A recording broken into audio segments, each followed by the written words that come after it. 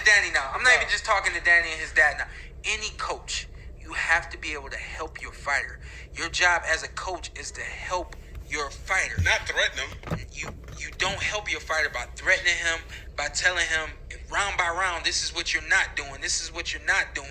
Tell your fighter what adjustments he needs to make. Tell your fighter what you're seeing that he's not seeing, and tell him how to see what you're seeing and do what you see that he should do. Yep. Angel did not help Danny Garcia at all in that fight. Damn. When I fought, I knew I won the fight. When before my hand got raised, like unbelievable feeling, but I knew my hand was gonna get raised. When I go back and watch the fight and I see how he's talking to his fighter, I'm taking that out that you're his son. See the way he's talking to his fighter. I watched that and I literally was like, damn. He didn't help Danny at all. There was no way I was gonna lose this fight. Even if I started doing things wrong, he took his fighter out of it from a mental standpoint. They got a game plan and they're sticking to it. And there was no way that I was gonna lose that fight. And hopefully with Hey, I know y'all heard that shit, man. So look, man, this Shawn Porter podcast, man, and he on here with a couple other guys. I guess they all do the podcast with him. This is my first time watching it. This probably like the let me see. This is the second episode, so he just started this, and in this episode they talked about the rise of Jerron Ennis and, you know what I'm saying, the upcoming fights, Teofimo Lopez and Loma. But what stuck out to me was this, when in a Errol Spence versus Danny Garcia segment. Everybody basically, only one person picked that Danny Garcia gonna win by knockout early, and he said that's his only way to win. Danny Garcia only way to win, but whatever, we ain't gonna talk about that because we know that's bullshit. But Shawn Porter said that Angel Garcia did not help Danny Garcia in a fight, man, and he don't help him in big fights.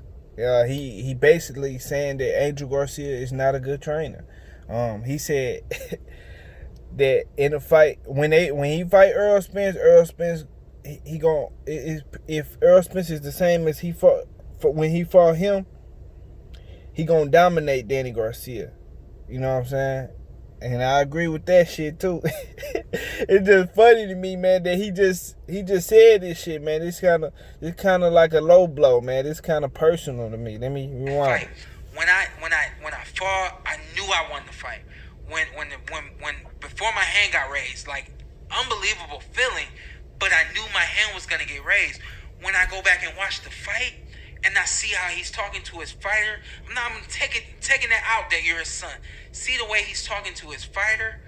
I watched that and I literally was like, damn, he didn't help Danny at all. There was no way I was gonna lose this fight. Even if I started doing things wrong, he took his fighter out of. Hey, that's some wild shit to say.